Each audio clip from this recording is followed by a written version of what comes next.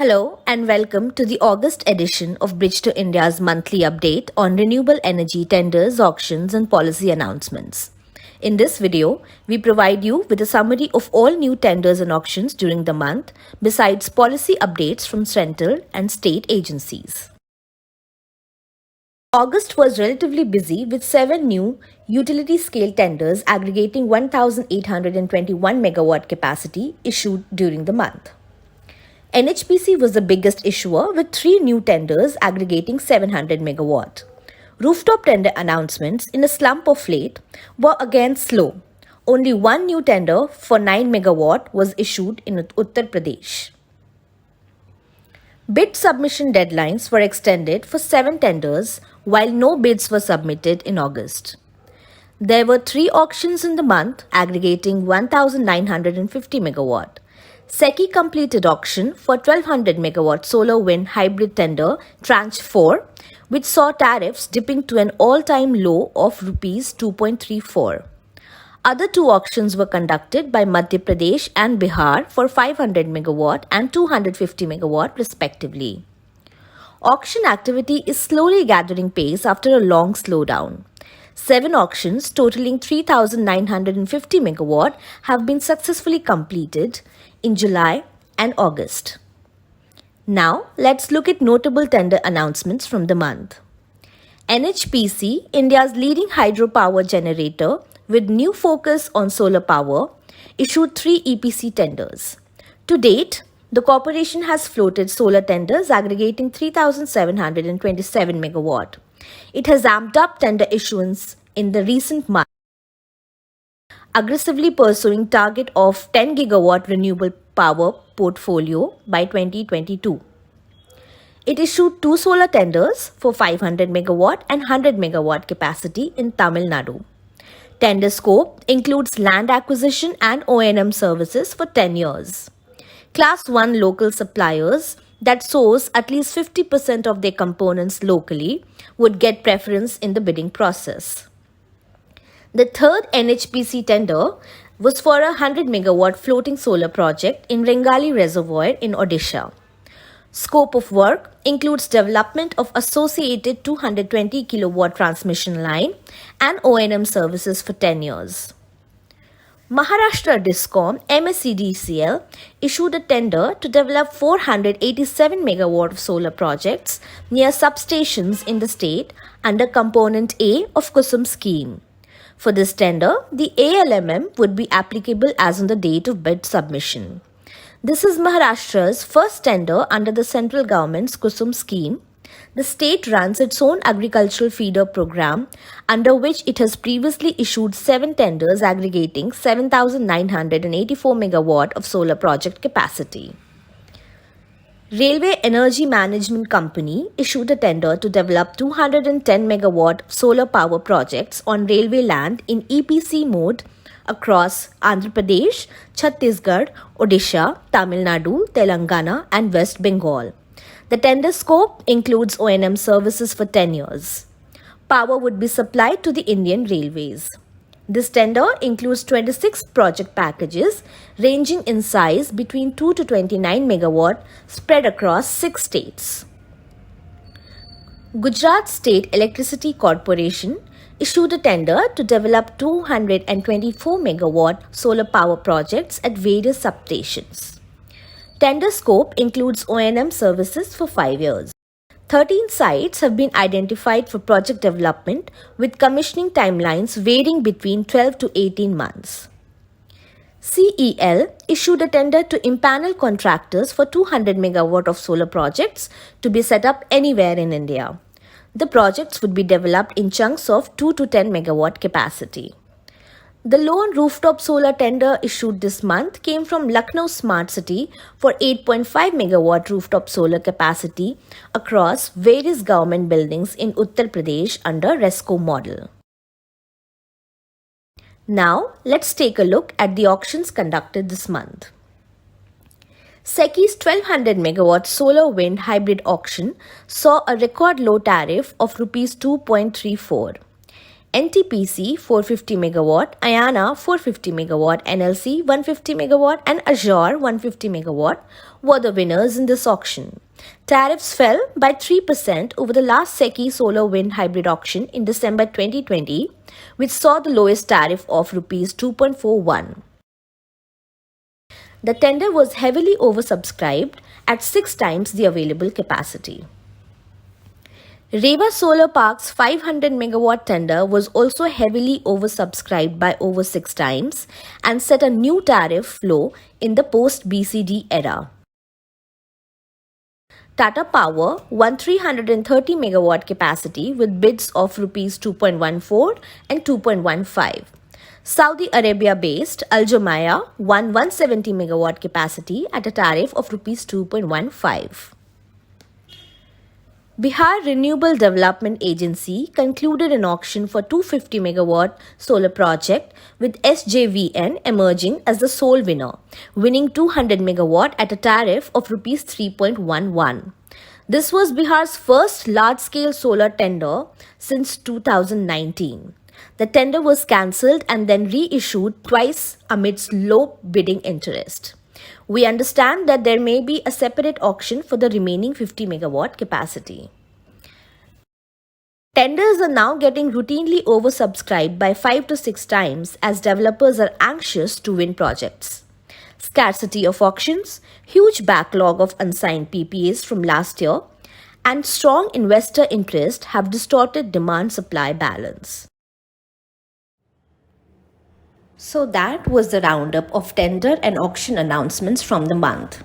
Now let's have a look at important policy and regulatory updates from August. Let's begin with updates from the central government. The Ministry of Power has issued draft electricity rules for open access renewable power. All consumers with demand of more than 100 kilowatt may procure any amount of renewable power from open access or other sources. The current limit is 1 megawatt in most states. The government has proposed that banking should be allowed until end of month but limited to 10% of annual consumption from the grid. All open access applications would be approved by state nodal agencies within 15 days after submission by a central nodal agency. The Forum of Regulators is expected to develop a standard methodology for determination of open access charges.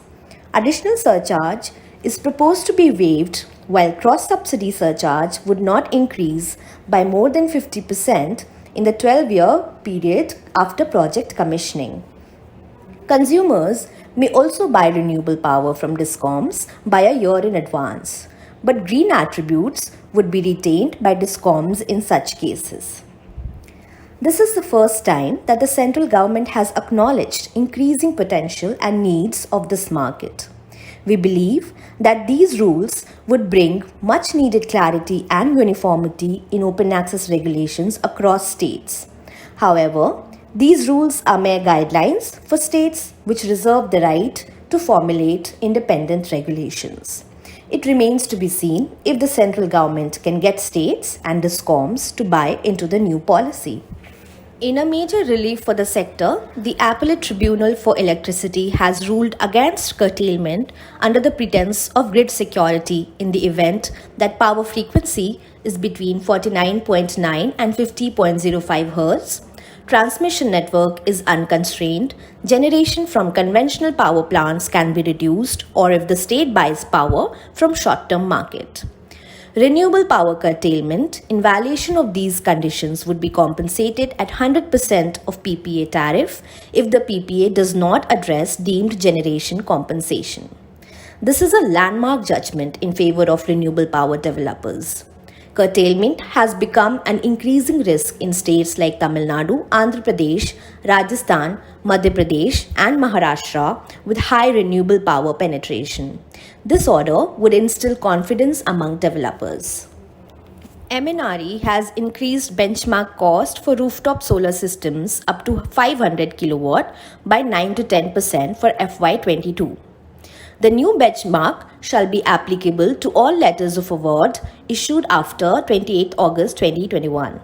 Benchmark cost of systems up to 10 kilowatt has been set at rupees 44,640 to 51,110 per kilowatt, and for systems between 10 to 500 kilowatt, it has been set at 39,080 rupees to 41,640 rupees per kilowatt. Benchmark costs are determined on basis of average bids in preceding financial year. This increase has been necessitated due to an increase in module and inverter prices over last few months, but we believe that this increase is inadequate. EPC cost for rooftop solar systems has increased by 16% year-on-year. Modules manufactured by CEL, Patanjali and Jackson have been added to the approved list of models and manufacturers. The three companies have combined annual production capacity of 185 megawatt. To recap, the ALMM policy mandates that all solar power projects awarded under central, state or PSU tenders with bid submission deadlines falling on or after 10th April 2021 are required to use cells and modules approved as on the date of invoice. Total approved capacity now stands at 8,350 megawatt from 24 domestic manufacturers. No foreign manufacturers have been approved. Recently, Union Power Minister R.K. Singh clarified that international suppliers would not be included in this list. India produced only 5,383 megawatt of modules in the last 12 months, as against average annual expected demand of about 16,000 megawatt. There is potentially significant procurement risk ahead for developers. The Ministry of Power has proposed to allow power producers to sell contracted power in open market if payment from DISCOMs is delayed by over 7 months. The draft rules also propose that any payment from DISCOMs would be adjusted first against late payment surcharge, starting with the longest pending bill. These rules would offer relief to producers who have about 976 billion rupees in unpaid dues as of August 2021. These rules are aimed at DISCOMs that have failed to clear outstanding dues even after implementation of liquidity injection package with loans from REC and PFC. New power market regulations that allow introduction of ancillary and capacity contracts and a market coupling mechanism for price discovery have become effective since 15th August 2021. However, more details and specifications for new contracts are still awaited. Power exchanges are expected to file petitions to formulate transaction details of these instruments over next few months. CERC is unlikely to introduce any new instruments until the matter of jurisdiction with SEBI is resolved. The two entities have been embroiled in a legal dispute regarding jurisdiction over market instruments like future contracts. Now let us look at updates from the states. Chhattisgarh Electricity Regulator has allowed consumers to set up captive and open access projects up to 200 and 300 of their sanctioned load respectively. It has also increased banking charges from 2% to 5%. Banking would be allowed until end of financial year with compensation of surplus power at the lowest rooftop solar bid. Consumers would be able to withdraw only 70% of bank power during peak hours, but there is no restriction for adjustment during off-peak hours. Transmission and wheeling charges would be levied at 8% in kind and fixed for the entire life of project. Grid charges, however, would be exempted for projects commissioned within 2 years of this order for a total capacity of 300 megawatt. Rooftop projects up to 500 kilowatt capacity would be eligible for net metering and would be exempt from banking and grid charges. The new amendment provides long-term clarity on transmission and wheeling charges for open access projects. Exemption from grid charges for total capacity of 300 megawatt is likely to create a rush among developers, and the limit is expected to be exhausted soon. Incentives available for rooftop systems up to 500 kilowatt would also make the state an attractive market for installers. Tamil Nadu Electricity Regulator has proposed to introduce net metering for residential consumers and net billing and gross metering for other consumers. Consumers opting for net metering and net billing can set up systems up to their sanctioned load, while systems under gross metering would be limited to 1 megawatt. Banking is proposed to be allowed until end of financial year with no compensation for surplus power. Discom would buy power at Rs 3.12 to 3.99 for net billing and gross metering based systems, with 20% premium for storage equipped systems for power injected between 6 to 9 pm. Network charges of Rs 1.27 and Rs 0.83 would be levied on LT and HT consumers respectively to compensate Tangitco for cost of distribution. Tamil Nadu has remained an underdeveloped rooftop market due to lack of regulatory clarity. Net billing has been made available for LT consumers. We believe that the levy of network charges would impair its potential growth.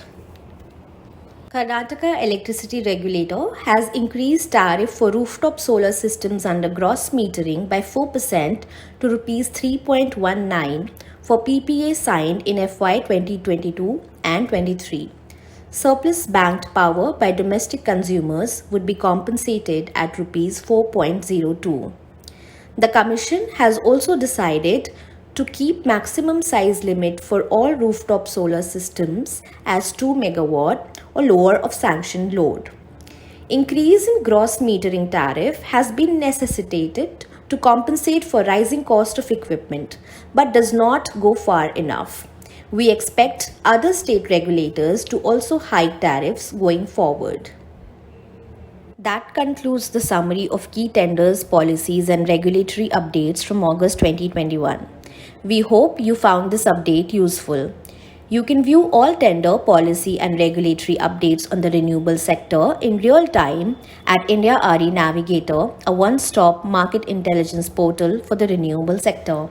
You can also write to us at contact@bridge2india.com if you have a query or a feedback. We would love to hear from you. We'll be back next month with another update. Until then, goodbye and take care.